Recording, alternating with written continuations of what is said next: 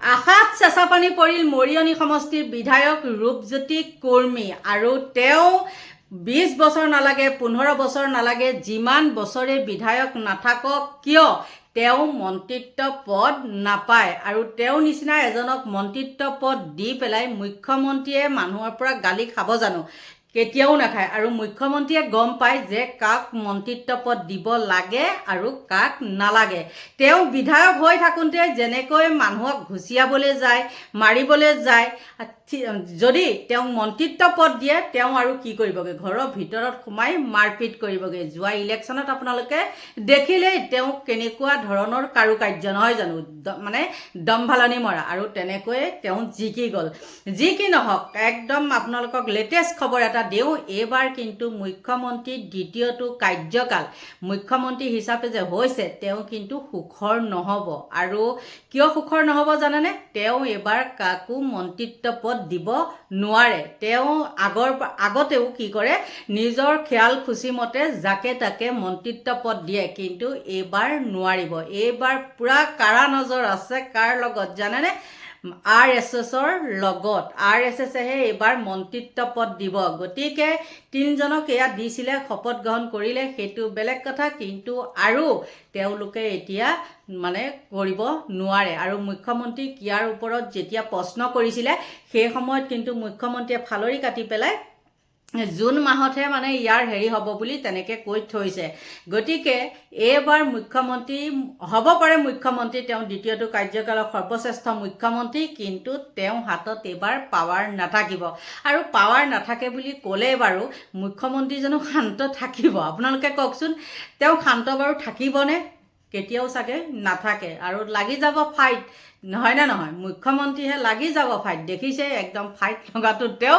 Number 1 যি কি নহওক এইবাৰ মৰিয়নি সমষ্টিৰ যিজন বিধায়ক তেওঁলোকে মানে তেওঁ লাষ্টত ক'বলৈ বাধ্য হৈছে হিমন্ত বিশ্ব শৰ্মাই মানে দিলে হ'ব নিদিলে নহ'ব আৰু আপোনালোকক পলম নকৰি তেওঁ অকণ ভাষ্য আপোনালোকৰ মাজলৈ মই আগবঢ়াই লওঁ ৰূপজ্যোতিৰ আশাত পুনৰ চেঁচাপানী মন্ত্ৰী হোৱাৰ সপোন পূৰণ নহ'ব ৰূপজ্যোতিৰ চাহ জনগোষ্ঠীৰ প্ৰতিনিধি হিচাপে মন্ত্ৰীসভাত সোমাল ৰমেশ্বৰ তেলী কি হ'ব পল্লৱ লোচন দাসৰ মুখ্যমন্ত্ৰী ডক্টৰ হিমন্ত বিশ্ব শৰ্মাত মন্ত্ৰীসভাত কোনে কোনে স্থান লাভ কৰিব তাক লৈ অব্যাহত আছে জল্পনা আৰু কল্পনা বহু হিচাপ নিকাচ আৰু অংক কৰি এখন সুস্থ আৰু শক্তিশালী মন্ত্ৰীসভা গঠন কৰাৰ বাবে চেষ্টা চলাই আছে মুখ্যমন্ত্ৰী ডক্টৰ হিমন্ত বিশ্ব শৰ্মাই জানিবলৈ পোৱা মতে মন্ত্ৰীসভাত যাতে প্ৰতিটো জনগোষ্ঠী ভাষা ভাষী আৰু প্ৰতিটো অঞ্চলৰ প্ৰতিনিধিয়ে স্থান লাভ কৰে তাৰ বাবে বহু হিচাপ নিকাচ কৰিবলগীয়া হৈছে মুখ্যমন্ত্ৰীয়ে মন কৰিবলগীয়া যে মংগলবাৰে মুখ্যমন্ত্ৰীৰ লগতে আন 4গৰাকী মন্ত্ৰীয়ে শপত গ্ৰহণ কৰে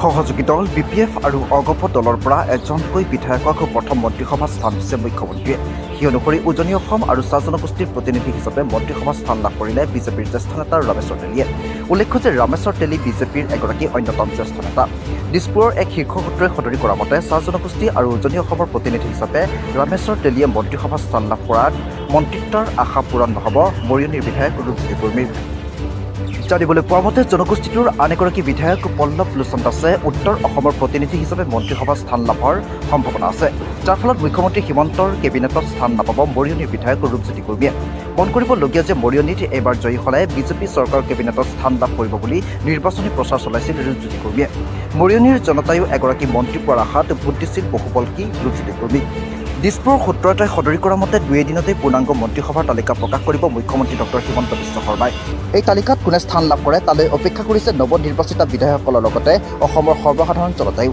নিউজ ৰিপৰ্ট NV লাইভ আপোনালোকে তেওঁ ভাষ্যটো শুনিলে নহয়নে উপায় নাই বেচেৰা তাকে নকৈ ক'ব কি হয় না নহয় মুখ্যমন্ত্ৰীয়ে যি দিয়ে তেওঁ তাতে সন্তুষ্ট থাকিব লাগিব নহ'লেতো উপায় নাই বাৰু যি কি নহওক এতিয়া RSSে যেতিয়া সেই পাৱাৰটো ল'লে আৰু মুখ্যমন্ত্ৰীয়ে বাৰু শুনিবনে নিশ্চয় চাগে নুশুনে আৰু নাজানো আৰু কি হয় ইয়াৰ ভিতৰ চৰাত পিছতহে গম পোৱা যাব কি হয় নহয় জানো কিন্তু সঁচাকৈ আৰু কিছু ক'বলগীয়া আছে আপোনালোকক মুখ্যমন্ত্ৰীয়ে যিটো কেবিনেটত মানে সিদ্ধান্ত ল'লে সেই সিদ্ধান্তটো বহু লোকে কি কৰিছে মানে গ্ৰহণ কৰিব পৰা নাই কিন্তু মই সেই কথাটোত গ্ৰহণ কৰিছোঁ।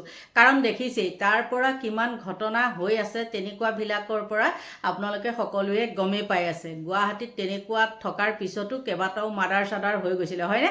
কিন্তু যি সিদ্ধান্ত লৈছে ভাল বুলিয়ে মই ক'ব লাগিব, ভাল সিদ্ধান্তই লৈছে। কিন্তু তাৰ লগতে মুখ্যমন্ত্ৰীক কালিও এটা কথা কৈছোঁ মই, আৰু আজিও এটা কথা কৈছোঁ, আপোনালোকে মানে এইখন চৰকাৰে অতি সোনকালে মানে ছ'চিয়েল মিডিয়াত নজৰ দিয়ক। নহ'লে মানুহে এতিয়া কাপোৰ কানি নিকিনি পেলাই মানে কি ক'ম আৰু, নিপিন্ধাকেও তেওঁলোকে মানে এতিয়া চলিব পাৰিব। ছ'চিয়েল মিডিয়াখন এনেকুৱাই অসভ্যালী হৈছে। আৰু কেইটামান আছে কথা। এজন হ'ল বিশ্বজিৎ ফুকন, সৰুপথাৰৰ বিধায়ক বিশ্বজিৎ ফুকনে এটা ভাল সিদ্ধান্ত লৈছে ৱাইন শ্বপৰ লগত। মই একেটা ভিডিঅ'তে কেইবাটাও বিষয় সুমুৱাই দিছোঁ। আৰু সেই ৱাইন শ্বপৰ তেওঁ কি কৰিছে মানে বাতিল কৰিছে মানে ৱাইন শ্বপ হ'বলৈ নিদিয়ে। আৰু ইমান মই হেৰিকৈ সজাই পৰাই কৈ থকা নাই, হ'বলৈ নিদিয়ে। সেইটো কিন্তু তেওঁ পেটত কি আছে নাছে নাজানো, কিন্তু মুখেৰে যে সেই কথাটো প্ৰকাশ কৰিছে, সেইটো যে বাৰু জাননী দিছে, সেইটোৱে কাৰণে কিন্তু তেওঁৰ প্ৰতি বহুত বহুত ধন্যবাদ। কয় নহয় বোলে ৰত্নাকৰো মানে কি হয়, বাল্মীকি হৈছিলে নহয় জানো? আৰু তেওঁ এপেক্স বেংকৰ কেলেংকাৰী কথাটোতো সকলোৱে গম পায়ো কিন্তু তেওঁ এতিয়া মদৰ ওপৰত সেইটো বিৰুদ্ধাচৰণ কৰিছে। সেইটো বহুত ভাল কথা। আৰু লগতে মুখ্যমন্ত্ৰীক আকৌ এবাৰ মই কৈছোঁ, ছ'চিয়েল মিডিয়াখনত আপোনালোকে চকু দিয়ক। কেইজনীমান মাইকী আৰু কেইটামান মতা মুখ সিমানেই লেতেৰা, আৰু মতাবিলাকৰ কিন্তু কাপোৰ থাকে আৰু মাইকীবিলাক মানে উলংগ হৈ পেলাই মানে ছ'চিয়েল মিডিয়াখন একদম গেলাই দিছে, আৰু আপোনালোকে দেখিছেই। গতিকে বন্ধু বান্ধৱীসকল, এইবাৰ কেনেকৈ RSSৰ হাতত মানে তেওঁলোকৰ পাৱাৰ থাকে আপোনালোকক অলপ আভাস দিলোঁ। সুখৰ নহ'ব নেকি মুখ্যমন্ত্ৰী হিমন্তৰ দ্বিতীয়টো কাৰ্যকাল? বিজেপি নহয়, এইবাৰ RSSে চলাব চৰকাৰ। RSSৰ আঙুলিৰ ঠাৰতহে নিশ্চিত হ'ব মন্ত্ৰীৰ নাম। মন্ত্ৰীসভা সম্প্ৰসাৰণত বিলম্ব কিয়? জানিবলৈ চাওক আমাৰ এই প্ৰতিবেদন। মাত্ৰ 5 মিনিটতে চূড়ান্ত হৈ যাব মন্ত্ৰীসভাৰ তালিকা।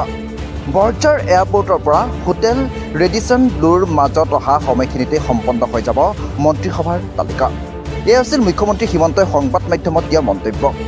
শপত গ্ৰহণৰ প্ৰাক্ষণত পৰৱৰ্তী মন্ত্ৰীসভা সন্দৰ্ভত সাংবাদিকে সোধা প্ৰশ্নৰ উত্তৰত এনেদৰে ফিতাহি মাৰিছিল মুখ্যমন্ত্ৰী হিমন্তই। কিন্তু মঙলবাৰে এইগৰাকী মুখ্যমন্ত্ৰীৰ সলালে সুৰ। পৰৱৰ্তী মন্ত্ৰীসভা কেতিয়া গঠন হ'ব বুলি সাংবাদিকে সোধা প্ৰশ্নৰ উত্তৰ দিবলৈ গৈ বিবুধিত পৰে হিমন্ত বিশ্ব শৰ্মা। মুখ্যমন্ত্ৰীয়ে সদৰি কৰা মতে অহা জুন মাহৰ প্ৰথম সপ্তাহতহে সম্প্ৰসাৰণ হ'ব মন্ত্ৰীসভাৰ। মুখ্যমন্ত্ৰী ডক্টৰ হিমন্ত বিশ্ব শৰ্মাৰ এই স্থিতিক লৈ ৰাজ্যৰ ৰাজনীতিত চলিছে সৰব চৰ্চা। বিজেপিৰ এক শীৰ্ষ সূত্ৰই সদৰি কৰা মতে নতুন মন্ত্ৰীসভা গঠন কৰিবলৈ গৈ হলঠেকত পৰিছে হিমন্ত বিশ্ব শৰ্মা। কাৰণ হিমন্ত বিশ্ব শৰ্মাই গঠন কৰিবলগীয়া মন্ত্ৰীসভাৰ তালিকাত অনুমোদন দিয়া নাই RSSে। মুখ্যমন্ত্ৰী হিমন্তই প্ৰস্তুত কৰা মন্ত্ৰীসভাৰ তালিকা নাকচ RSSৰ। বিজেপি নহয়, এইবাৰ চৰকাৰ চলাব RSSে। RSSৰ অনুমোদন নহ'লে কোনো সিদ্ধান্ত ল'ব নোৱাৰিব মুখ্যমন্ত্ৰীয়ে। বিজেপিৰ এক শীৰ্ষ সূত্ৰই সদৰি কৰা মতে মুখ্যমন্ত্ৰী হিমন্ত বিশ্ব শৰ্মাৰ মন্ত্ৰীসভাৰ প্ৰথমখন তালিকাত RSSৰ নিৰ্দেশতেই জ্যেষ্ঠ নেতা তথা বিধায়ক ৰামেশ্বৰ তেলীৰ নাম অন্তৰ্ভুক্ত কৰা হৈছে। মুখ্যমন্ত্ৰীয়ে চাহ জনগোষ্ঠীৰ প্ৰতিনিধি হিচাপে একমাত্ৰ পল্লৱ লোচন দাসক মন্ত্ৰীসভাত অন্তৰ্ভুক্ত কৰিব বিচাৰিছিল যদিও RSSৰ বাধাত সেয়া সম্ভৱ নহ'ল। সূত্ৰটোৰ মতে মুখ্যমন্ত্ৰী ডক্টৰ হিমন্ত বিশ্ব শৰ্মাই ইতিমধ্যে মন্ত্ৰীসভাৰ তালিকা সম্পূৰ্ণ কৰি বিজেপিৰ ৰাষ্ট্ৰপতি নেতৃত্বৰ হাতত অৰ্পণ কৰিছে। এই তালিকাত স্থান লাভ কৰিছে মুখ্যমন্ত্ৰীৰ ঘনিষ্ঠ বুলি পৰিচিত কেইবাজনো প্ৰাক্তন কংগ্ৰেছী তথা বিজেপি। কিন্তু এই তালিকাৰ গৰিষ্ঠ সংখ্যকেই পূৰ্বতে বিভিন্ন অভিযোগত অভিযুক্ত। আনহাতে অসমত বিজেপিৰ পতাকা তুলি ধৰা কেইবাজনো জ্যেষ্ঠ বিধায়কৰ নাম নাই মন্ত্ৰীসভাৰ তালিকাত, যাৰ বাবে বিজেপি আৰু RSSৰ ৰাষ্ট্ৰীয় নেতৃত্বই নাকচ কৰে মুখ্যমন্ত্ৰীৰ তালিকা। মন কৰিবলগীয়া মন্ত্ৰীসভাত কাক অন্তৰ্ভুক্ত কৰিব সেয়া এগৰাকী মুখ্যমন্ত্ৰীৰ সম্পূৰ্ণ সাংবিধানিক প্ৰদত্ত অধিকাৰ। মুখ্যমন্ত্ৰীৰ পচন্দ অনুসৰিয়ে গঠন কৰা হৈছে মন্ত্ৰীসভা। সেই অনুসৰি মুখ্যমন্ত্ৰী ডক্টৰ হিমন্ত বিশ্ব শৰ্মায়ো প্ৰস্তুত কৰিছিল নিজৰ পচন্দৰ মন্ত্ৰীসভা। বিধানসভাৰ অধিৱেশনৰ সময়তেই এই তালিকা ৰাজহুৱা কৰি শপত গ্ৰহণৰ প্ৰস্তুতিও চলোৱা হৈছিল। কিন্তু বিজেপি আৰু RSSৰ ৰঙা চকুত এতিয়া স্থবিৰ হৈ পৰিছে মন্ত্ৰীসভাৰ সম্পূৰ্ণ তালিকা। জানিবলৈ পোৱা মতে RSSৰ পচন্দ অনুসৰি মন্ত্ৰীসভাৰ গম পালেনে কথাটো? এই মোৰ ভিডিঅ'বিলাক তেনেকুৱাই দেই, মই মানে ইটো সিটো কিবা কিবি দি কৰি বেয়া পাওঁ আৰু সেইকাৰণে মই এনেকুৱা ধৰণৰ ভিডিঅ'বিলাকহে প্ৰস্তুত কৰোঁ। সেইটো কাৰণে বহুতে মোক কি কয়, আপুনি লোকৰ সমালোচনা কৰে। লোকৰ সমালোচনা কৰাটো নহয়, মই কাৰোবাক ব্যক্তিগতভাৱে সমালোচনা কৰিছোঁ নেকি? নাই কৰা। মই চৰকাৰী পক্ষৰ মানুহৰহে, যিবিলাক মানুহৰ নেকি কিবা এটা আছে, তেওঁলোকৰ পৰা জানিবলগীয়া বা তেওঁলোকৰ পৰা আমি ল'ব পাৰোঁ, তেনেকুৱাবিলাকৰহে মই সমালোচনা কৰোঁ। কোনোবা কাবাত গৈছে, কোনোবাই কি খাইছে, সেইবিলাকত মই সমালোচনা নকৰোঁ। গতিকে বন্ধু বান্ধৱীসকল, আপোনালোকৰ পৰা এতিয়া লৈছোঁ বিদায়। Bye bye.